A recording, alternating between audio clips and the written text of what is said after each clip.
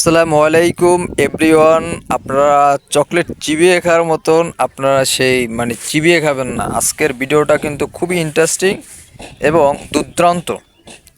যেটা হচ্ছে দেখেন, আমি হইলে যে পাইলট মারা গেছে এই ভাইটার উদ্দেশ্যে কিছু কথা।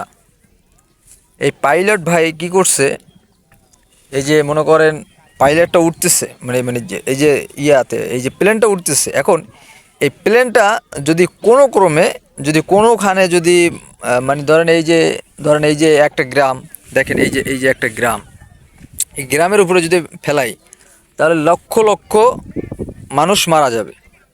এর জন্য ভাইটা জীবন দিয়ে তারপরে চলে গেছে, পৃথিবী থেকে চলে গেছে।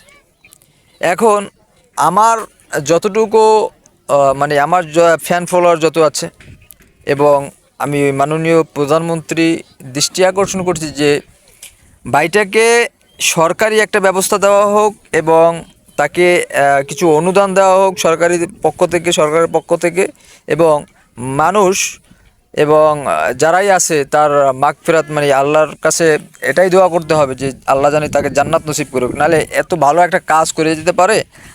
আমি হলে কিন্তু দেখা যায় যে ঠিকই বিমানটা মনে করেন ফেলাই দিতাম, মনে করেন এই যে কোনো একটা পাবলিক টয়লেটের মতন ফেলাই দিতাম।